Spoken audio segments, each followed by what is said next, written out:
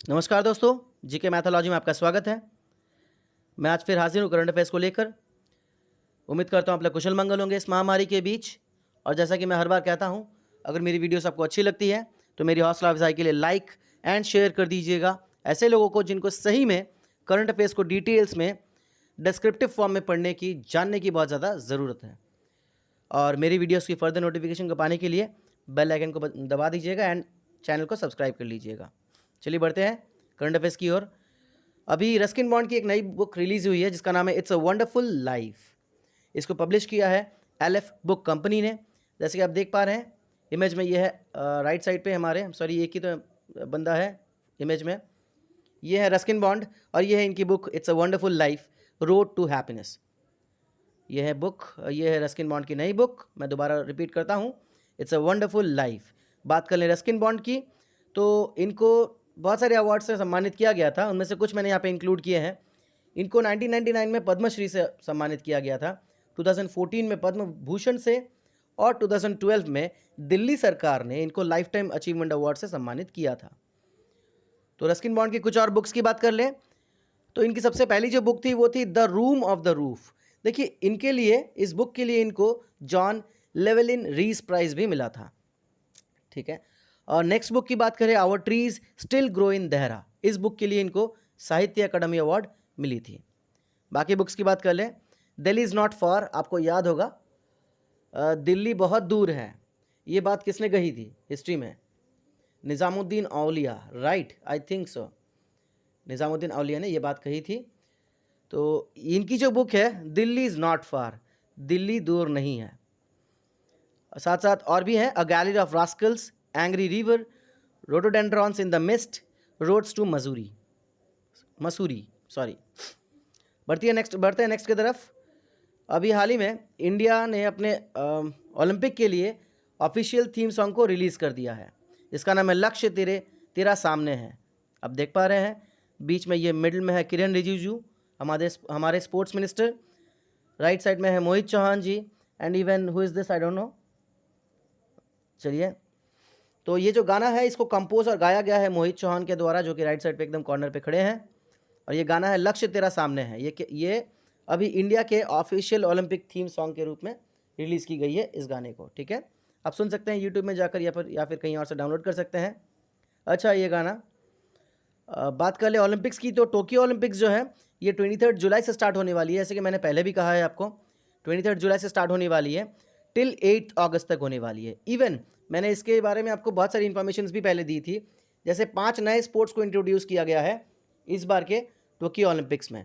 और by the way एक बात मैं आपको बता दूं, ये जो टोक्यो ओलंपिक्स है ये इस बार आयोजित की गई थी बिकॉज लास्ट ईयर 2020 में ये होने वाली थी, all due to pandemic condition उसको स्थगित कर दिया गया था। ठीक है, तो इस साल ये होने वाली है 23 जुलाई से। इस पे 5 नए स्पोर्ट्स को इंट्रोड्यूस किया गया है, surfing, baseball, karate, sport climbing and skateboarding. अगर आप लोग मेरी वीडियोस को देखते हैं तो आपको पता होगा, ये मैंने पहले ही बता दिया था। साथ साथ इस ओलंपिक में, टोक्यो ओलंपिक्स में टोटल 206 कंट्रीज़ पार्टिसिपेट करने वाली है। उसके बाद की जो न्यूज़ है ये भी मैंने आपको बता दिया है कि ओनली इंडियन रेफरी जो कि रेसलिंग में ऑफिशिएट करने वाले हैं, ठीक है, वो है अशोक कुमार जी। इनको 2016 में भी रियो ओलंपिक्स में भी मौका मिला था। ठीक है, ये एकमात्र इंडियन रेफरी है जो कि रेसलिंग में ऑफिशिएट करेंगे, अशोक कुमार जी। और बात कर ले मैस्कॉट की, टोक्यो ओलंपिक्स की जो मैस्कॉट है आप देख सकते हैं, ये है मिराई तोवा। ठीक है, और पैरा ओलंपिक की जो मैस्कॉट है वो है सोमाइती। अब मिराई तोवा जो है ये एक जापानीज़ नेम है, जिसका मिराई का मतलब है फ्यूचर एंड तोवा का मतलब है इटर्निटी। और सोमाइती की बात कर ले, ये सोमी योशिनो एक शब्द है जापानीज़ में, एक नाउन है, एक नाम है एक फ्लावर का, सुंदर से चेरी ब्लॉसम फ्लावर का एक नाम है, उसके नाम पे ये रखा गया है सोमाइती। ठीक है, तो जैसे कि आप देख सकते हैं ये 2 इमेजेस मैंने दे दिया है मैस्कॉट से, ये 2, एक पैरालंपिक की, ये पिंक जो है सोमाइती, ये है पैरालंपिक, और ये टोक्यो ओलंपिक्स की है, क्या है, मिराई तोवा। तो इंडियन ओलंपिक कमेटी की बात कर ले, इसके प्रेसिडेंट है नरेंद्र ध्रुव बत्रा। नरेंद्र बत्रा से भी हम जानते हैं नॉर्मली। और secretary general Rajeev Mehta. Indian Olympic committee की बात कर ले, ये 1927 में बनी थी, sir Dorabji Tata and A G Noehren के द्वारा। अब उस वक्त पे जब बनी थी तब प्रेसिडेंट थे सर दोरबजी टाटा, और सेक्रेटरी जनरल थे एजी नॉरेन। और जैसे कि मैंने आपको कहा कि स्पोर्ट्स मिनिस्टर ये हमारे मिडिल में जो है किरण रिजिजू, ये इनकी constituency I think Arunachal Pradesh में है, तो ये हमारे स्पोर्ट्स मिनिस्टर हैं। और recently international Olympic day celebrate किया गया है 23 जून को, जिसकी थीम थी stay healthy, stay strong and stay active. और भी था इसमें जुड़ा हुआ, और ये बेसिकली थी stay healthy, stay strong, stay active with the hashtag Olympic day workout on 23 जून। ये थी पूरी थीम, तो आपको इससे याद हो जाएगा। चलिए बढ़ते हैं, नेक्स्ट जो करंट अफेयर्स है आप देख सकते हैं इधर। ये सौरभ चौधरी जी, ये इंडियन शूटर है, इन्होंने अभी ISSF वर्ल्ड कप 2021 में ब्रॉन्ज मेडल जीता है 10 मीटर एयर पिस्टल शूटिंग में। ठीक है, 10 मीटर एयर पिस्टल शूटिंग के कैटेगरी में इन्होंने ब्रॉन्ज मेडल जीता है ISSF वर्ल्ड कप 2021 में। ये ISSF वर्ल्ड कप कहाँ हो रही है? ये क्रोशिया के ओसीजैक में हो रही है। ठीक है, ओसीजैक यहाँ पर हो रही है ये। इसकी प्रोनाउंसिएशन अगर गलत हो रही है तो मुझे माफ़ कीजिएगा। मैं आपको इनके बारे में बता दूं, सौरभ चौधरी के बारे में। ये जो है अभी 12th वर्ल्ड कप जो अभी ये इनकी ज़िंदगी की 12th वर्ल्ड कप मेडल है। इससे पहले इनको 1 ब्रॉन्ज मिल चुका है, 2 सिल्वर्स मिल चुके हैं एंड इवन 8 गोल्ड मेडल्स भी मिल चुके हैं। ये जो ब्रॉन्ज मेडल है ISSF वर्ल्ड कप की इस बार की, ये इनकी 12th वर्ल्ड कप मेडल है। ठीक है, इवन मैं आपको बता दूं ये एकमात्र इंडियन शूटर है जिन्होंने ISSF world cup, ISSF world championship, Asian games, Asian air gun championship and even youth Olympic games में गोल्ड जीता है। ठीक है, एकमात्र इंडियन शूटर है जिन्होंने इन सारे कंपटीशंस में गोल्ड जीता है। और मैं आपको बता दूं ये तो अभी ब्रॉन्ज में है, मतलब 3rd रैंक पर है। और ISSF में जो बाकी इंडियंस थे उनकी भी रैंक यहाँ पे दी गई है, मैंने इंक्लूड कर दी है, बिकॉज ये नाम भी इंपॉर्टेंट है, आपको याद रखना है एग्जाम के पर्सपेक्टिव से। 5th रैंक पर अभिषेक वर्मा जी हैं। मनु भाकर, ये आपने ये नाम सुना होगा, ये 7th पर हैं।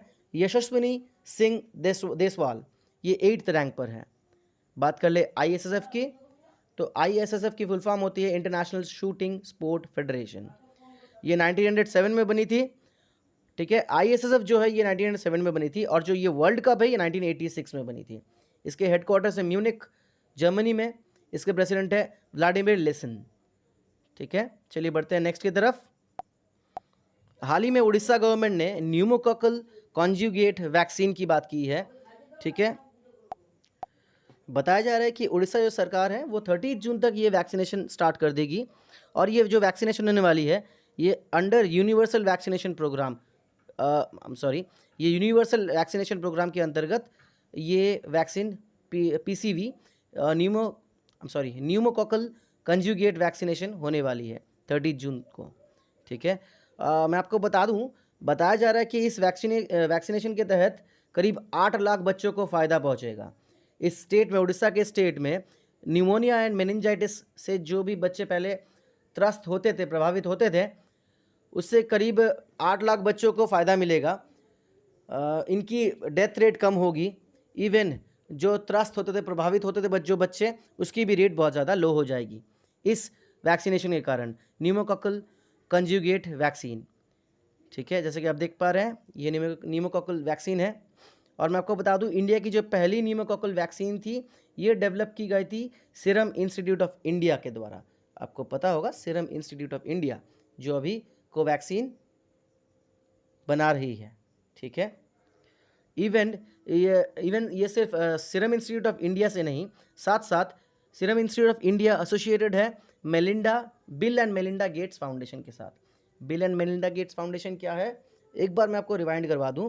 देखिए ये वही फाउंडेशन है जिसके कारण बिल गेट्स ने चेयरमैनशिप छोड़ दी थी।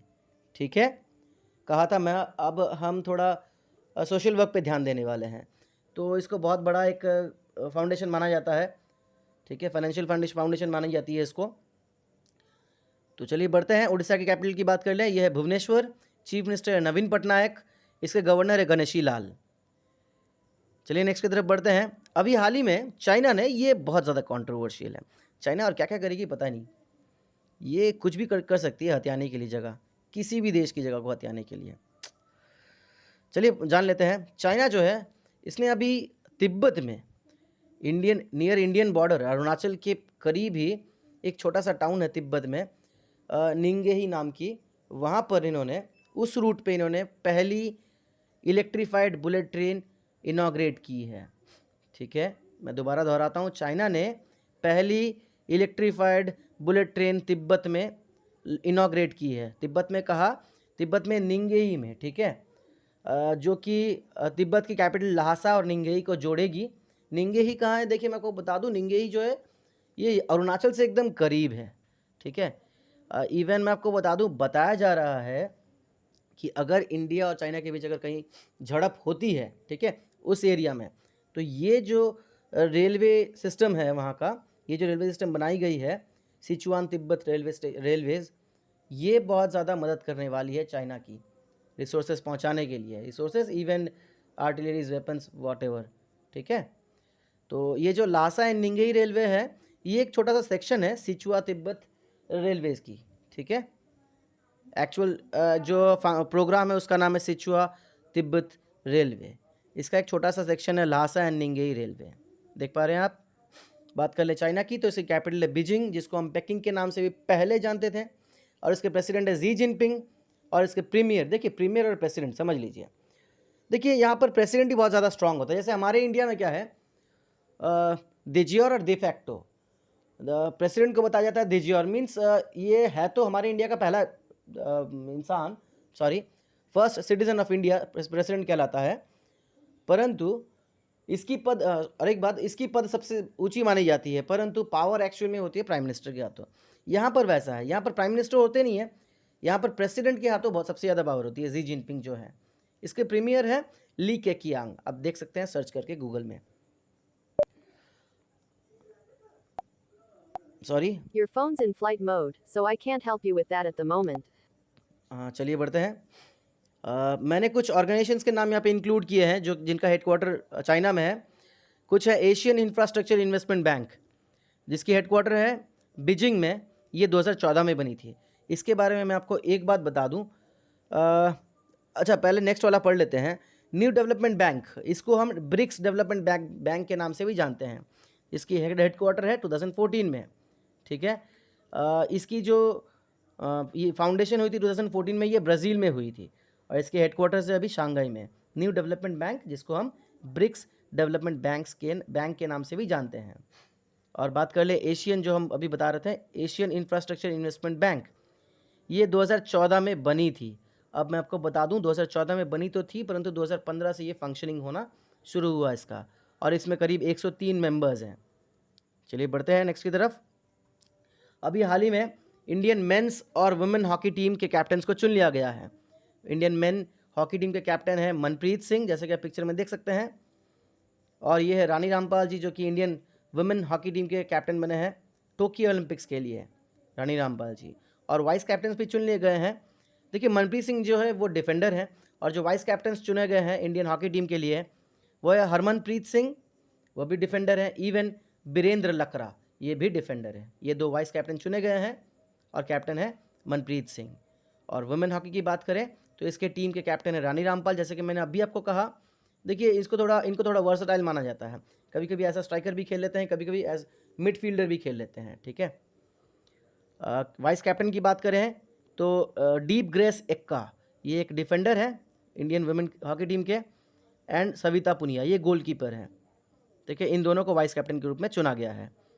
तो इंडियन हॉकी टीम के कोच के बारे में जान लेते हैं। वुमेन्स के कोच हैं जॉर्ड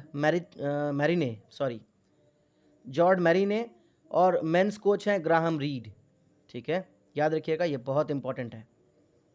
और दो इम्पॉर्टेंट नाम मुझे बहुत ज़्यादा ज़रूरी लगा इंक्लूड करना, मैंने इंक्लूड किया है, देख लीजिएगा एक बार अच्छे से, याद रख लीजिएगा इसको। प्रणति नायक जो है, ये इंडिया के दूसरे ऐसे महिला बनी है, महिला जिम्नास्ट बनी है, जो ओलंपिक्स के लिए क्वालिफाई कर गई है। याद रखिएगा, इंडिया के दूसरे जिम्नास्ट जिन्होंने ओलंपिक के लिए क्वालिफाई हुई है जो, उनका नाम है प्रणति नायक। और दूसरा जो नाम है वो है नेत्र कुमानन जो है वो इंडिया की पहली महिला सेलर है जिनको ओलंपिक्स के लिए जो ओलंपिक्स के लिए क्वालिफाई कर चुकी हैं। इंडिया की पहली महिला सेलर जो ओलंपिक्स के लिए क्वालिफाई कर चुकी है वो है नेत्रा कोमानन। बढ़ते हैं नेक्स्ट की तरफ। अभी कर्नाटका सरकार ने पहला war room for animal welfare launch किया है। देख सकते हैं आप, ये है कर्नाटक के चीफ मिनिस्टर येदियुरप्पा जी। बताया जा रहा है ये एक 24/7 वॉर रूम होगा जो कि ऑपरेट किया जाएगा पशुपालन भवन हेब्बल से। कर्नाटक के हेब्बल में पशुपालन भवन है, वहाँ से इसको ऑपरेट किया जाएगा। 24/7 वॉर रूम होगा। It will also give information on the rearing of cows, जो भी भेड़ बकरियाँ, सुअर, पिग्स, रैबिट्स, इवन इनके बारे में जो भी इंफॉर्मेशन होगी ये भी ये प्रोवाइड करेंगे। ठीक है, इट विल ऑल्सो का स्पेलिंग गलत लिख दिया हमने, सॉरी। Also extremely sorry. जानवरों से जुड़ी हुई काउस, भेड़ बकरियाँ, गाय, सुअर, इनसे जुड़ी हुई इंफॉर्मेशन भी ये शेयर करेंगी। रियरिंग, पालने की बात कर ले बेंगलुरु कर्नाटक की, तो इसका कैपिटल है बेंगलुरु। चीफ मिनिस्टर है BS येदियुरप्पा जी। गवर्नर है वजुभाई वाला। चलिए बढ़ते हैं नेक्स्ट की तरफ। ये तो मैंने आपके साथ पहले भी डिस्कस कर लिया है। अभी हाल ही में मिजोरम के जो स्पोर्ट्स मिनिस्टर है रॉबर्ट रोमाविया रोहिते, इन्होंने अभी डिक्लेयर किया है कि इनके कॉन्स्टिट्यूएंसी में, इनकी जो कॉन्स्टिट्यूएंसी है वो है एजॉल ईस्ट 2। इन्होंने अभी डिक्लेयर किया है कि इनकी कॉन्स्टिट्यूएंसी में जिस किसी भी फैमिली में सबसे ज़्यादा बच्चे होंगे उनको 1 लाख का रिवॉर्ड मिलेगा। क्यों? देखिए, पॉपुलेशन ग्रोथ को बढ़ावा देने के लिए। आपने अगर मेरी वीडियो देखी है तो आपको पता होगा, ये है रॉबर्ट रोमाविया रोहिते। ठीक है, बात कर ले मिजोरम की कैपिटल की, तो ये है एजॉल सॉरी। चीफ मिनिस्टर है जोरामथांगा और गवर्नर है PS श्रीधरन पिल्लई। मैं आपको मिजोरम के बारे में एक छोटी सी बात बता दूं, जो कि मैंने वहाँ भी बता दी थी उस वीडियो में, कि 1972 से पहले ये आसाम का ही एक हिस्सा हुआ करता था। 1972 में आसाम को मिजोरम से सेपरेट कर दिया गया और एक यूनियन टेरिटरी बना दी गई। 1986 में एक पीस अकॉर्ड साइन हुआ था। ठीक है, जिसको हम लोग बोलते हैं मिजोरम पीस अकॉर्ड। ठीक है, ये साइन हुई थी गवर्नमेंट ऑफ इंडिया और मिजो नेशनल फ्रंट के बीच, MNF के बीच। एंड इसके तहत 1987 में फरवरी के मंथ में मिजोरम बन गया था 23rd स्टेट ऑफ इंडिया। चलिए बढ़ते हैं नेक्स्ट की तरफ।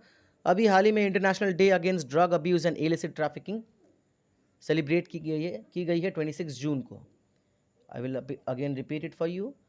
International day against drug abuse and illicit trafficking, इसको 26 जून को सेलिब्रेट किया गया है। इसकी जो थीम है आप इस इमेज में भी देख सकते हैं, share facts on drugs save lives. ठीक है, ये इसकी थीम्स बहुत ज़्यादा इंपॉर्टेंट होते हैं। मैं आपको बता दूं, ये जो international day against drug abuse and illicit trafficking है, ये पहली बार 1987 में UN में पास हुआ था। UN ने इसको पास किया था 1987 में। उसके बाद से इसको हर साल 26 जून को सेलिब्रेट किया जाता है। याद रखिएगा, ये डेज़ भी बहुत ज़्यादा इंपॉर्टेंट है। और एक चीज़ मैं आपको यहाँ बता दूँ, जब इसकी बात हो ही रही है तो ये इन्फॉर्मेशन आपके लिए बहुत ज़्यादा ज़रूरी हो जाती है। UNODC, मैंने UNODC की बात कही, लिखी है इधर। UNODC stands for United Nations office on drugs and crime. इसके बारे में थोड़ी इन्फॉर्मेशन मैं आपको दे दूँ। ये जो है UNODC, ये वर्ल्ड ड्रग रिपोर्ट पब्लिश करती है, प्रिपेयर करती है हर साल। ठीक है, वर्ल्ड ड्रग रिपोर्ट हर साल UNODC प्रिपेयर करती है। UNODC की बात कर ले तो ये 1997 में बनी थी। इसकी हेडक्वार्टर है वियना, ऑस्ट्रिया में। चलिए, last but not the least, अभी इसरो और NOAA के बीच एक प्रोजेक्ट को लेकर बात चली है। ये एक मल्टीनेशनल प्रोजेक्ट है। इसकी एब्रीविएशन है CEOS कोस्ट। ठीक है, ये इसकी एब्रीविएशन है। मैं इसकी फुल फॉर्म भी आपको बता दूंगा। पहले देख लेते हैं ये प्रोजेक्ट है क्या। देखिए, बताया जा रहा है कि लैंड बेस्ड ऑब्जर्वेशंस और सैटेलाइट बेस्ड ऑब्जर्वेशंस के मदद से जो कोस्टल डेटा की एक्यूरेसी को इम्प्रूव किया जाएगा। ठीक है, ये है इसका मेन प्लान। मैं एक बार दोबारा रिपीट करता हूँ। सैटेलाइट और लैंड बेस्ड ऑब्जर्वेशंस के तहत, सैटेलाइट से जो भी ऑब्जर्वेशंस हो रही हैं कोस्टल एरियाज़ की, जो भी डेटाज मिल पा रहे हैं, साथ साथ जो लैंड बेस्ड ऑब्जर्वेशंस है, जो भी ऑन फील्ड काम कर रहे हैं उस कोस्टल एरियाज़ में, उनसे जो डेटाज मिल रहे हैं, इन दोनों के आधार पर कोस्टल डेटा की एक्यूरेसी को और इम्प्रूव करना है। ये है इस प्रोजेक्ट का मेन काम। ठीक है, मेन एम। जैसे कि आप देख पा रहे हैं इस पे ये है CEOS कोस्ट, इसकी फुल फॉर्म है CEOS COAST stands for committee on earth observation satellites, coastal observations, applications, services and tools. I would like to repeat it on I'm sorry. I would like to repeat it. Committee on Earth Observation Satellites, Coastal Observations, Applications, Services and Tools. बात कर ले NOAA की, तो it stands for National Oceanic and Atmospheric Administration. ISRO की बात कर ले, Indian space research organisation, ये तो आप सबको पता होगा. ये 1969 में बनी थी. इसके हेडक्वार्टर्स बेंगलुरु में है. एक सवाल का जवाब आप लोग दीजिएगा कमेंट बॉक्स पर. इसरो के अभी चीफ कौन है? ठीक है, मैं नेक्स्ट वीडियो में इसका आंसर दे दूंगा. आप मुझे ये आंसर दीजिएगा कमेंट बॉक्स पे, इसरो के अभी चीफ कौन है? इसरो की बात हो रही तो मैं आपको बता दूं, इसरो तो 1969 में बनी थी. इससे पहले 1962 में इंडिया की एक स्पेस एजेंसी हुआ करती थी, जिनको हम इनकोस्पार के नाम से भी जानते हैं. INCOSPAR stands for Indian national committee for space research. ये 1962 में बनी थी. इसके जो हेडक्वार्टर्स थे वो थिरुवनंतपुरम में थे, जहाँ पर Thumba equatorial rocket launching station हुआ करती थी. अभी भी है वहाँ पर. Thumba equatorial rocket launching station हुआ करती है, वो है अभी तिरुवनंतपुरम में. वो इसकी हेडक्वार्टर्स हुआ करती थी. ठीक है, बाद में इसको 1969 में थोड़ी मॉडिफिकेशंस की गई, इसका नाम बदल के इसरो रख दिया गया. ठीक है, इसरो को फाउंड किया गया फॉर इसके टू अचीव ग्रेटर एम्बिशंस. ठीक है, और बात कर लें इनकोस्पार की, मैंने आपको फुल फॉर्म बता दी, Indian national committee for space research. ISRO की थोड़ी इंफॉर्मेशन जान लेते हैं. इसरो ने अभी तक 101 स्पेसक्राफ्ट मिशंस छोड़े हैं, जिसमें 3 नैनो सैटेलाइट्स हैं एंड इवन एक माइक्रो सैटेलाइट है.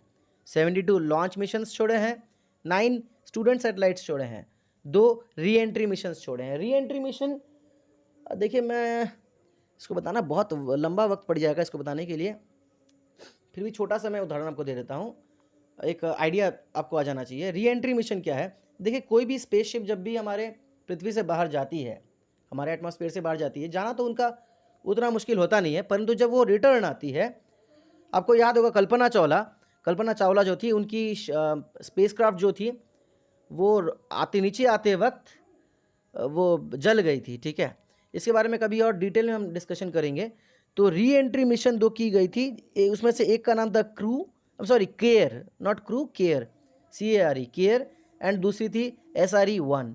ये 2 री एंट्री मिशंस की गई थी, एंड 269 टोटल फॉरेन सैटेलाइट्स छोड़ी गई है, जो कि 32 कंट्रीज से बिलोंग करती है. ठीक है, 269 फॉरेन सैटेलाइट्स छोड़ी गई है 32 कंट्रीज से जो बिलोंग करती है. चलिए, आज के लिए इतना ही. उम्मीद करता हूँ आपको अच्छा लगा होगा. अगर आपको अच्छा लगता है, जैसा मैं कह चुका हूँ, मेरी हौसला अफजाई के लिए वीडियो को लाइक, शेयर एंड सब्सक्राइब कर दीजिएगा. चलिए, मिलते हैं दोस्तों नेक्स्ट वीडियो में. जय हिंद.